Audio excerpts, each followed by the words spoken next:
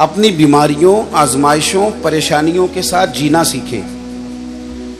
جن کو ان کے ساتھ جینا آ جاتا ہے نا، وہ زندگی کا سارا سکون حاصل کر لیتا ہے، وہ ساری آسانیاں پا جاتا ہے، جسے اپنی مشکلات کے بیچ جینا آ گیا۔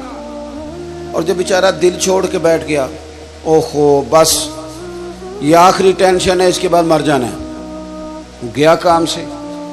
مشکلات ہی تو ایک ایسا وقت ہوتا ہے جہاں انسان کی صفائی بھی ہوتی ہے، وہ نکھر بھی جاتا ہے، تربیت بھی ہو جاتی ہے، اور ایک اچھی ٹریننگ اس کی ہوتی ہے، پھر اگلے مرحلے اس کے لیے آسان ہو جاتے ہیں۔ ایک خاتون حضور کی بارگاہ میں آئی اور عرض کی، یا رسول اللہ صلی اللہ علیہ وسلم، مجھے مرگی کا مرض ہے۔ یہ بڑا اعصابی مرض ہوتا ہے، جسمانی امراض بھی بڑے مشکل ہوتے ہیں، مرض تو اللہ معاف کرے کوئی بھی ٹھیک نہیں، لیکن یہ جو اعصابی مرض ہے نا، یہ ایک بہت بڑا مشکل مرحلہ ہے کہ آپ کا دماغ کنٹرول میں آ جائے۔ تو مرگی کا مرض بندے کو بے ہوش کر دیتا ہے، اعصاب کنٹرول کر لیتا ہے، جسم بھی قبضے میں آ جاتا ہے، اور پھر خاتون ہو تو ویسے ہی حوصلہ کم ہوتا ہے۔ عرض کرتی ہے، حضور مجھے مرگی ہے، میں بڑی تکلیف میں ہوں، میرے لیے دعا کر دیں۔ تو حبیب پاک صلی اللہ علیہ وسلم سب کے لیے دعائیں فرماتے تھے، پر آج حضور نے ایک انوکھی بات ارشاد فرمائی۔ حضور فرمانے لگے، اگر تو کہے تو دعا کر دیتا ہوں، اللہ شفا دے گا، اور اگر تو کرے صبر۔ اس کا معنی کیا ہے کہ مرگی کے ساتھ ہی گزارا کرے۔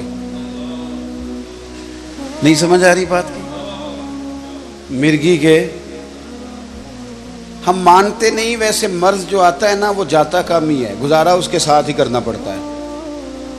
ہم پتہ کیا کرتے رہتے ہیں، ہم پریشان ہو جاتے ہیں، ٹینشن لے لیتے ہیں، لیکن اس کے ساتھ جینا نہیں سیکھتے۔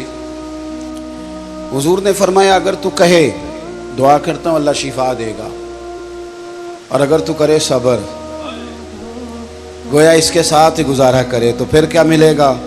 حضور فرمانے لگے، رب حساب نہیں لے گا، بغیر حساب کے جنت عطا کرے گا۔ ہم سے ویسے پوچھا جائے تو ہمیں شفا ہی چاہیے، کیونکہ یؤمنون بالغیب کے جو معاملات ہیں نا، ان پر یقین رکھنا کامل لوگوں کا طریقہ ہے۔ کہا آپ بتائیں شفا کے جنت، تو صحابہ کہتے ہیں ایک منٹ نہیں لگایا بی بی نے سوچنے پہ، عقیدہ پختہ تھا نا، انہیں پتہ تھا کہ دراصل ہمارا فائدہ یہ ہے کہ ہماری آخرت ٹھیک ہو، بچ جائیں۔ فوراً وہ خاتون عرض کرنے لگی، حضور گویا تھوڑی سی تو زندگی ہے، میں اس کے ساتھ ہی گزارا کر لوں گی، آپ دعا کر دیں رب مجھے جنت عطا کر دے، مجھے جنت کی ضرورت ہے۔ اس کے تو ساتھ بھی تھوڑا وقت کتنا ہے، وقت کتنا ہے، بس آ گیا، اٹھنا فریدہ سوتیا، اب بس داڑھی آ گیا ہی پور، اگا نیڑے آ گیا ہی، پچھا رہ گیا ہی دور، تے اٹھنا فریدہ سوتیا، جھاڑو دے مسیت، اوے تو ستیں رب جاگدا، تیری ڈاڈے نال پریت، تے اٹھنا فریدہ ستیا، خلقت ویکھن جا، امتے کوئی مل جائی بخشیا تے تم ہی بخشیا جا، کچھ کر، آگے بڑھ۔ اگلا سفر جو ہے اس پر توجہ کر۔ یہ جو سفید بال آتے ہیں نا، یہ پیغام آتے ہیں، یہ جو بیماری آتی ہے یہ پیغام آتا ہے۔ جب انسان کی سیدھی کمر جھکتی ہے تو پیغام آتے ہیں، میسج شروع ہو جاتے ہیں کہ تیاری کرو، یہ اعلان ہوتا ہے، لیکن اس کا بھی لوگ ترجمہ اور لے لیتے ہیں، کہتے ہیں نہیں عمر نہیں میری زیادہ، ویسے سفید آ گیا ہے، نہیں وہ بیماریوں نے ایسے کر دیا ہے، فلانا نہیں مسئلہ، ویسے چلے تسلی دینی ہے نا دل کو، وہ تو کئیوں نے دی ہوئی ہے، وہ دے لیں کسی طریقے سے، دے لیں کسی طریقے سے۔ ویسے حضرت ابراہیم خلیل علیہ السلام نے عرض کیا تھا، جب حضرت اسرائیل لینے آ گئے تو کہا اللہ میں تیرا خلیل ہوں، تو پہلے کو پیغام تو بھیجنا تھا، تو کہا ابراہیم جس دن پہلا سفید بال آیا تھا تو پہلا پیغام ہی تو بھیجا تھا، اور جس دن تندرست جسم میں پہلی دفعہ درد ہوا تھا تو پیغام ہی تو بھیجا تھا۔ یہ سارے محض پیغام آتے تو رہے، ضرورت تو تھی کہ توجہ کی جائے، لیکن نہیں کی۔ بھائی جب توجہ آخرت کی جانب ہوگی نا، آپ یقین کریں، ہماری 22 سال کی عمر میں بھی سوچ یہی تھی کہ سیٹ ہو جائے نظام، ہم سیٹ ہو جائیں، اور ہماری سوچ 70 سال کی عمر میں جا کے بھی یہی ہوتی ہے پہلے اپنے سیٹ ہونے کی ہوتی پھر بھی سیٹ ہونے کی ہے. چلے اس وقت لفظ بدل جاتے ہیں کہ بچے سیٹ ہو جائیں، اتنا ہی ہے. لیکن وہ پتہ نہیں کہاں سیٹ ہو رہے ہیں، سیٹ ہوئے نہیں. کل ایک دوست آئے، کہنے لگے دعا کر دیں، 22 سال ہو گئے امریکہ میں، کاغذات نہیں بن رہے. تو میں چپ کر گیا. کہنے لگے آپ نے کمنٹس نہیں کیے. تو میں نے کہا یار اتنی قیمتی زندگی، اتنی قیمتی، ایک ایک لمحہ جو قیمتی ہے مسلمان کا، آپ نے 22 سال کاغذ کے پیچھے گزار دیے. آپ نے کاغذ کو جنت کا ٹکٹ سمجھ لیا، چھوڑے نہیں ملتا تو. اور بھی غم ہے زمانے میں محبت کے سوا. مطلب کس چکر میں آپ پڑ گئے؟ میں نے کہا عمر کتنی ہو گئی؟ کہنے لگے 50+ ہوں اب. تو میں نے کہا اگر مل بھی گئے تو پھر اس کے بعد چانس کتنے ہیں؟ چھوڑیں، کن چکروں میں پڑے ہوئے. کیا مطلب داستان حیات ہے. کبھی غور کرے نا تو خسارے زندگی میں جتنے ہیں نا، ان میں زیادہ تر ہماری سستیاں ہیں، ہماری کمزوریاں ہیں. خاتون نے عرض کی حضور دعا کر دیں، تو نبی پاک نے جنت کی دعا کر دی. پھر عرض کرتی ہے حضور جب مجھے تکلیف ہوتی ہے نا مرگی کی تو کپڑا جسم سے ہٹ جاتا ہے، عورت ہوں، شرم محسوس کرتی، دعا کریں میرے جسم پہ کپڑا قائم رہے. حضور نے دعا کر دی. صحابہ فرماتے ہیں جتنی بھی مرگی ہوتی تھی کپڑے جسم پہ قائم رہتے تھے. حضرت عثمان غنی کے زمانہ مبارکہ تک حیات رہیں. باہر سے کوئی آتا تھا تو لوگ کہتے تھے جنتی بی بی دیکھنی ہے؟ کہ دیکھنی ہے. تو کہتے تھے اس بوڑھی اماں کی زیارت کرو، اسے دنیا میں مدینے والے نے جنت عطا فرمائی ہے. یہ چلتی پھرتی. اپنے رزلٹ پر غور کریں، اپنے نتیجے پر غور کریں. ہمارے مدرسے کا رزلٹ آیا تو ڈھیر سارے بچوں میں ایک بچہ وہ بھی فیل نہیں ہوا، ایک کتاب اس کی رہ گئی. تو میں پیغام بھیجتا تھا، میرے سامنے نہیں آتا تھا. مکمل فیل بھی نہیں ہوا. ایک کتاب مجاز ضمنی، ہم کہتے ہیں سیپلی میں پیپر دے لے گا، گنجائش ہے. اور باقی کئی کتابوں میں نمبر بھی اچھے ہیں. 2-3 دفعہ میسیج بھیجا. میں نے کہا اسے کو سامنے تو آیا تو ہنستے ہوئے جی وہ اس دن ایسے تھا، رات کو میں فلانی جگہ پہ تھا تو نمبر میرے ہیں 22. تو بس وہ اپنی سوچ میں تھا تو میں اپنی سوچ میں. میں نے کہا ایک پرچے میں فیل ہوا ہے وہ بھی پورا نہیں، تو کسی کے سامنے نہیں آ رہا. تو قیامت میں ہمارے بھی تو پرچے کھلنے ہیں نا. ایک پرچہ ہوگا ماں باپ کے نام کا، دیکھنا ہے ان کی خدمت میں تو پاس ہے کہ فیل ہے. یاد رکھنا یہ پرچہ ہما جنتک و نارک. نبی پاک نے فرمایا تیرے ماں باپ تیری جنت اور دوزخ ہیں. تو نے زندگی ان کا دل دکھا کے گزاری ہے کہ ٹھنڈک دے کے؟ یہ پرچہ آؤٹ ہوگا. اور میاں پاس کرے گا تو جائے گا. ایک پرچہ اولاد کے نام کا ہے، تیری ڈیوٹی تھی تربیت کرنا. یا ایھا الذین آمنوا قوا انفسکم واہلیکم نارا. خود بھی دوزخ کی آگ سے بچنا، اپنے گھر والوں کو بھی بچانا. ایک پرچہ یہ بھی ہے، یہ بھی کھلے گا کہ تو نے ڈیوٹی ٹھیک دی کہ نہ دی. ایک پرچہ حق حلال کا ہے کہ کمائی جائز تھی کہ ناجائز تھی، یہ بھی پرچہ ہے. ایک پرچہ یہ ہے کہ عمر کہاں گزاری تھی، بتا کس کس چوک میں گزری. وہ کہے گا جی میں نے نا بڑی ڈیوٹی کی، سال کے بعد مری میں توجہ سے جاتا تھا، کوئی ناگا نہیں میرا کگان نران کا سواد کا، کوئی کسی قسم کی چھٹی نہیں. پوچھ لیں آپ، یہ پرچہ دیں گے؟ یہ سوال ہے میدان محشر کا، عمر کہاں گزاری. اور پھر ان میں سے قیمتی حصہ جوانی کہاں گزری، یہ الگ سے پرچہ ہے، اس کا جواب دینا ہے. اور جو میدان محشر کا پرچہ ہے نا وہ ڈبل قسم کا ہے. حضور فرماتے ہیں رب یہ بھی پوچھے گا مال کمایا کہاں سے، تو تمہارا نہیں پیسہ اللہ کا دیا ہوا ہے، مرضی سے خرچ نہیں کر سکتے. یہ بھی پوچھے گا کمایا کہاں سے، اور یہ بھی پوچھے گا لگایا کہاں تھا. یہ سوال ہے میدان محشر کا. آپ کو اجازت نہیں ہے اللہ جائز پیسے دے آپ ناجائز جگہ پہ لگائیں. آپ مالک نہیں ہیں، آپ کو تو بطور امانت دیا گیا سارا کچھ. ورنہ للہ ما فی السماوات و ما فی الارض، زمین آسمان میں جو بھی ہے اس کا مالک اللہ ہے. ایک پرچہ میرے بھائی یہ بھی ہے، ایک پرچہ ہے پورا. ایک پرچہ میدان محشر کا یہ بھی ہے کہ اپنے علم پر عمل کتنا کیا. باتیں تو بڑی آتی تھی، کہانیاں تو بڑی سناتا تھا، جب تو بات چھیڑتا تھا تو پنچایتی بھی تیری طرح کا کوئی نہیں، सियाना भी तेरी तरह का कोई नहीं, पढ़ा लिखा भी तेरी तरह का कोई नहीं, फिलासफर भी तेरी तरह का कोई नहीं। और तू बातें करने बैठता था तो मुफ्ती भी तू ही लगता था, मंतकी भी तू ही लगता था, फलसफी भी तू ही लगता था, दरवेश भी तू ही लगता, हर शय का तुझे पता था। ये बता इल्म पर अमल कहाँ तक किया? एक शायर ने रो के कहा था, लोगों आगही भी एक क़यामत है। जो तुझे पता है ना, मत समझना कि ये तेरे लिए आसानी है, ये पता होना भी एक मुशक्क़त है। क्योंकि जिसे पता होगा ना उसे पूछा भी जाएगा।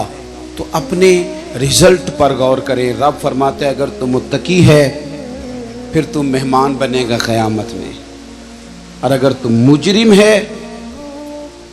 मुजरिम है तो फिर याद रखना, फिर तुझे हाँक के लाया जाएगा, फिर कोड़े मारेंगे तुझे और कोड़े मार के लाया जाएगा अपने आमाल पे। भाई मैंने ज़िंदगी में ढेर सारे जनाजे पढ़ लिए, मैंने अपने सामने उठते बैठते चलते फिरते लोग देखे। मैं समझता था कि हमारी नानी हमारे लिए सारा कुछ है, पर हम खुद छोड़ आए उन्हें कब्रिस्तान। हम समझते थे कि दादी अम्मा घर में नहीं होगी तो घर कैसे चलेगा, पर हमने उन्हें जाते देखा। मैंने ज़िंदगी में पहला जनाजा अपने अब्बा जी का पढ़ाया है, वालिद साहब का, जाते देखा, वालदा को जाते देखा। हमने बड़े रिश्ते, हारून रशीद ने हज़रत दाऊद ताई से कहा था कोई नसीहत कर दें, तो फरमाने लगे तेरे वालिद कहाँ हैं? कब्रिस्तान में। अम्मा कहाँ हैं? कब्रिस्तान में। तेरा एक भाई भी होता था कब्रिस्तान में। पर मैं इतने जनाजे पढ़े, अभी भी नसीहत मैं करूँ? अगर तूने नहीं समझना तो फिर तू समझना चाहता ही नहीं। तो अगर हमारे साथ वाले सारे उठ गए हैं तो हमने बैठे रहना है? ये तैयारी है। ओ पईयां दिस दियां कबरां जिन्हां ते फुल पे,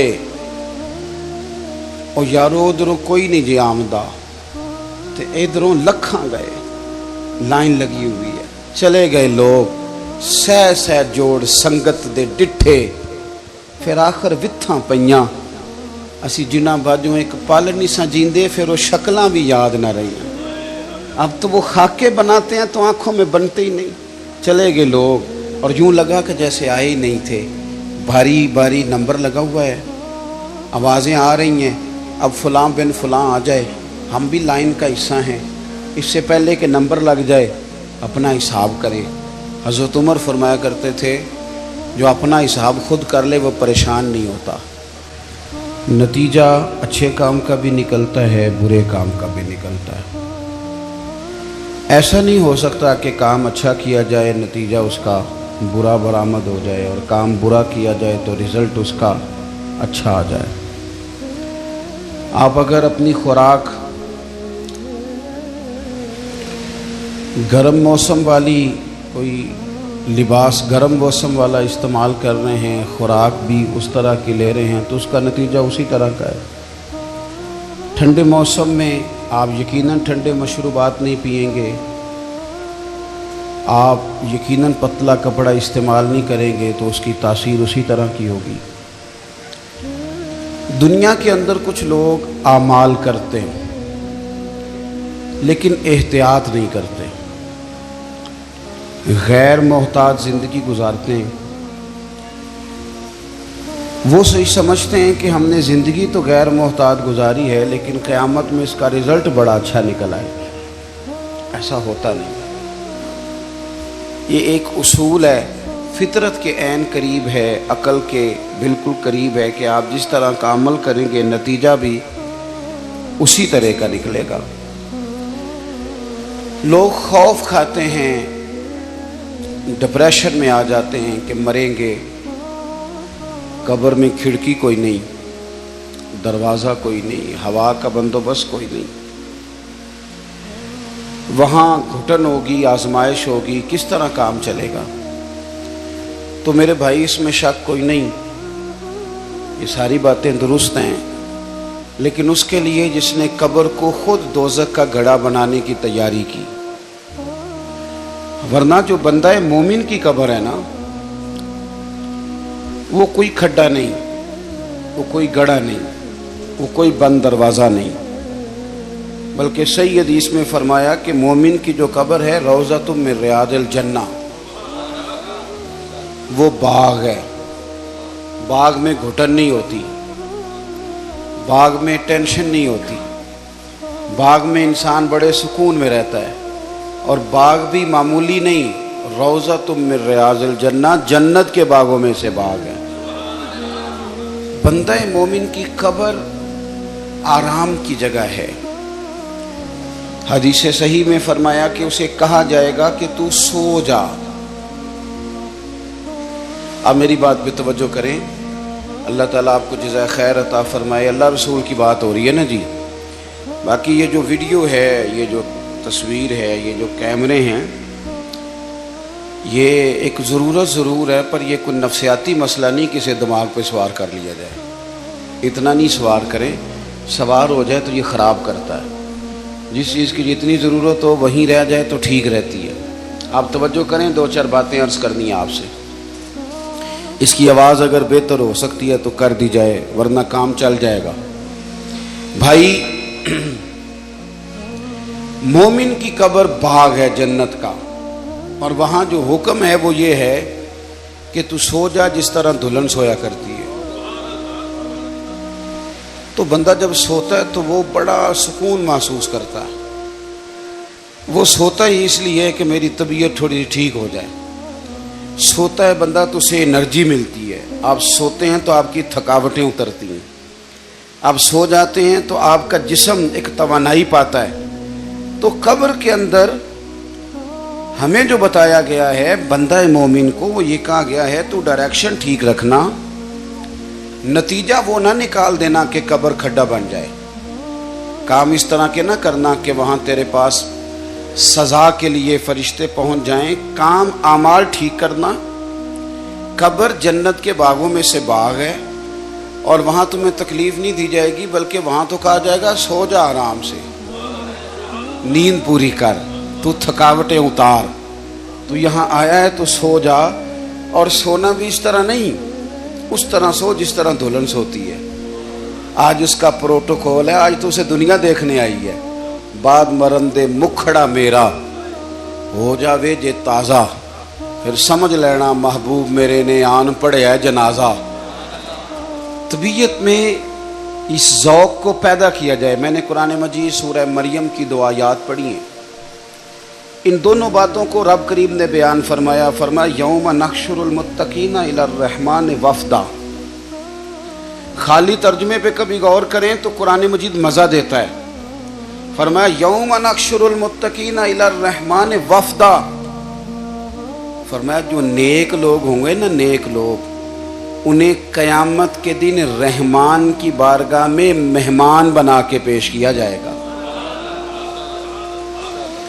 अल्लाह की बारगाह में पेश किया जाएगा मेहमान बना के, वफद की सूरत में। और जो सीगा इस्तेमाल किया वो कौन सा? इलर रहमान। अल्लाह के कई अस्मा है ना, ये नहीं कहा जब्बार के पास पेश किया जाएगा, ये नहीं कहा कहार के पास पेश किया जाएगा। एक तो गए हैं मेहमान बन के, और पेश किसके पास किया? रहमान की बारगाह में।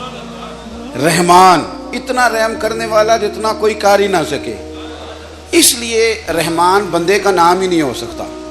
बंदा अब्दुल रहमान तो हो सकता है, रहमान ये नाम रखना जायज़ ही नहीं। तो रहमान की बारगाह में पेश किया जाएगा मेहमान बना के। तो मुझे बताइए, जो मेहमान बन के जाए, मेरी तरफ तवज्जो करनी है आपसे, उसके साथ सख्त सख्त बातें होती हैं कि उसके सामने खाने ला के रखे जाते हैं। जो मेहमान बना के पेश किया जाए उसको सज़ा होती है, या उसके लिए अच्छे अच्छे बिस्तर बिछाए जाते हैं। फरमाया जो मुत्तकी होंगे ना, मुत्तकी परहेजगार लोग, वो रहमान की बारगाह में मेहमान बना के पेश किए जाएंगे। वो अल्लाह के हुजूर जाएंगे मेहमान बन के। उनका वहाँ एजाज़ होगा, वहाँ उनकी इज्जत होगी, वहाँ उनका इकराम होगा। फरिश्ते उन्हें एजाज़ से बिठाएंगे। इसीलिए इमाम जलालुद्दीन सयूती रहमतुल्लाह ने लिखा है कि जब मोमिन अपनी कब्र से निकलेंगे ना, तो मोमिनों की कब्रों के बाहर अल्लाह बुराक खड़े फरमाएगा। उन्हें बुराक पे सवार करके रब की बारगाह में पेश किया जाएगा। लेकिन अगली आयत में फरमाया जो मुजरिम होंगे, वनसूकुल मुजरिमीना इला जहन्नम विरदा, मुजरिमों को हाँका जाएगा जिस तरह चरवाहा बकरियां हाँकता है। اور کیسے ہانکا جائے گا؟ وہ پیاسے ہانکے جائیں گے، ڈنڈے کے ساتھ ہانک کے انہیں جہنم کی طرف پھینکا جائے گا۔ کیوں؟ یہ مجرم ہے، یہ مجرم ہے۔ مجرم کے ساتھ مجرم والا سلوک ہوگا اور متقی کے ساتھ مہمان نوازی والا سلوک ہوگا۔ ہمارے جو نیک اعمال ہوتے ہیں نا، اس سے زمانہ آگاہ نہیں ہوتا، زمانہ تمہارے ظاہر سے آگاہ ہوتا ہے، زمانہ ظاہر سے آگاہ ہوتا ہے۔ اور امام کشیری رحمۃ اللہ تعالی علیہ فرماتے ہیں کہ یہ جو ظاہر ہوتا ہے یہ تو چند لمحوں کا ہے، چند گھنٹوں کا ہے۔ ہمارے نیک اعمال کا صرف ہمیں پتہ ہے یا ہمارے رب کو پتہ ہے؟ ہمیں خبر ہے کہ ہماری ڈائریکشن کیا ہے۔ مثلا میں امامے میں ہوں، داڑھی میں ہوں، میں نے لباس بڑا درویشوں والا پہنا ہے، پر آپ کو پتہ ہے کہ میں نے آج درود پاک پڑھا ہے کہ نہیں پڑھا؟ آپ کو خبر ہے کہ میں نے سویرے جو کھانا کھایا وہ رزق حلال تھا کہ کیا تھا؟ معاذ اللہ۔ میری نیکیوں کا مجھے پتہ ہے، میں اس پر گواہ ہوں۔ اس لیے مجھے اور آپ کو خود اندازہ ہے کہ جو کام ہم سارا دن کر رہے ہیں، جو ہماری روٹین ہے، وہ روٹین کون سی ہے؟ اگر تو وہ روٹین مجرموں والی ہے تو پھر سلوک بھی ڈنڈے والا ہے، ہانکنے والا ہے۔ وہی ہے جو بکھری ہوئی بکریوں کے ساتھ چرواہا کرتا ہے۔ اور اگر کام ٹھیک ہے، ڈائریکشن ٹھیک ہے، ہم نا باتوں میں زندہ ہیں، اوہو باتیں اور کہانیاں اور کسی شخص سے کومنٹس اتنے تیز، اتنا اچھا بولتے ہیں، اتنا اچھا کومنٹس کرتے ہیں، اتنا جناب اچھا تبصرہ کرتے ہیں، اتنا جناب تنقید عمدہ۔ کیا بات ہے؟ اعمال انسان کے اس کا اصل ہوتے ہیں، اس کا راس المال ہوتے ہیں، راس اس کے پاس جو ہوتی ہے وہ اس کے اعمال ہوتے ہیں۔ آپ جب اپنے نفع نقصان تلاش کرتے ہیں تو کہتے ہیں میری راس کیا ہے، میرے پاس پیچھے بچا کیا ہے؟ جب آپ قبر میں جائیں گے نا تو یہ باتیں، یہ کہانیاں، یہ کومنٹس، یہ آپ کی جناب اپنے منہ سے خود میاں مٹھو یہ رہ جائے گا، سارا راس المال بچے گا وہ نیک اعمال کی صورت میں، وہ ساتھ لے کے جانا ہے۔ اپنے اعمال پر توجہ کریں گے نا، جب ڈائریکشن اگر ٹھیک ہوگی۔ اللہ کے بندے موت سے کیوں نہیں ڈرتے تھے؟ وہ بھائی اس لیے نہیں ڈرتے تھے کہ انہیں پتا تھا ہماری ڈائریکشن ٹھیک ہے، پرواہ کوئی نہیں، بالکل تیاری یا حساب کر کے رکھا ہوا ہے، ہر چیز کا پتہ ہے میں نے دینا کیا ہے، میں نے لینا کیا ہے۔ اگر کسی بندے کا حق ضائع کیا تو رات معافی مانگ کے سوئے ہیں، تیاری تھی مکمل۔ ہمارا یہ مسئلہ ہے کہ ہماری تیاری کوئی بھی نہیں، لیکن ویسے آپ اگر کسی کو کہہ دیں کہ تو گناہ گار ہے تو ہو سکتا ہے آپ کے سر پہ بال کوئی نہ چھوڑے۔ ویسے اگر آپ کسی کو کہہ دیں کہ تو دیانتداری سے نہیں چل رہا تو ممکن ہے وہ جینے نہ دے۔ اپنے محاسبے کو، اپنے معاملات کو دیکھیں، وہ تقوی والے ہیں۔ دیکھیں حضرت فرید الدین عطار رحمۃ اللہ تعالی علیہ نا، یہ صاحب تذکرۃ الاولیاء، اتنے اللہ تبارک و تعالیٰ کے قریبی لوگوں میں سے ہوئے ہیں کہ پھر انہوں نے نا مقربین کی لسٹ بنائی، یعنی تذکرۃ الاولیاء لکھی، اللہ کے بندوں کے حالات انہوں نے جمع کیے۔ یہ عطار تھے، عطر بیچتے تھے۔ عطر کا کاروبار ایک مہنگا کاروبار ہے۔ عرب شریف میں اللہ تعالیٰ ہم سب کو زیارت نصیب کرے تو سونے والی دکان کے ساتھ عطر کی دکان ہوتی ہے، یعنی اتنا کرایہ وہ بندہ دے رہا ہے اتنا یہ دے رہا ہے۔ اتنا مہنگا بزنس ہے کہ لوگ اسے سونے چاندی کے برابر جانتے ہیں۔ بڑا مہنگا کاروبار تھا۔ فرماتے مہنگی مہنگی خوشبوئیں میں نے سجائی ہوئی تھیں۔ ایک دن ایک درویش بابا جی آ گئے تو 2 4 5 بوتلیں انہوں نے دیکھی، خوشبو لینی تھی۔ تو جو اچھے سیل مین ہوتے ہیں یہ گاہک کو جانے نہیں دیتے۔ فرماتے میں نے بھی آگے بڑھ کے بابا جی سے کہا، جب انہوں نے دیکھ لی کافی چیزیں تو میں نے آگے بڑھ کے کہا کہ بزرگوں کیا چاہیے، مجھے حکم کریں میں دیتا ہوں۔ کیا دیکھ رہے ہیں، کون سی خوشبو چاہیے؟ تو بابا جی فرمانے لگے پتر میں تو دیکھ رہا ہوں کہ تیری جان بڑی مشکل سے نکلے گی۔ تو میں دنیا دار بندہ تھا، مجھے بڑا غصہ آیا۔ میں نے کہا بابا وہ کیوں؟ میں نے کہا پتر مال ہی بڑا جمع کیا ہے، مرے گا کبھی یہ والی شیشی یاد آئے گی، کبھی وہ والی یاد آئے گی۔ نہیں سمجھ آئی آپ کو بات؟ یعنی کبھی مسلم کمرشل بینک والا اکاؤنٹ یاد آئے گا، کبھی ابھی بینک والا یاد آئے گا، کبھی وہ جو فیصل آباد میں پلاٹ لیا وہ پریشان کرے گا، کبھی لاہور والی سوسائٹی کی فائل ڈسٹرب کرے گی کہ اتنا کچھ چھوڑ کے مر جاؤں، اتنی محنت سے اکٹھا کیا تھا، کبھی وہ پجارو کبھی یہ پجارو، اتنا مشکل تو ہم بناتے ہیں دنیا داری۔ کہا تو نہیں مرے گا تو یہ چیزیں یاد آئیں گی۔ فرماتے میں دنیا دار تھا، دنیا دار کو نصیحت کرے تو غصہ کرتا ہے۔ کہتے ہیں میں نے کہا اچھا بابا میری جان مشکل سے نکلے گی تو تیری کیسے نکلے گی؟ فرماتے کہنے لگے بیٹے ادھر آ دکھاؤں۔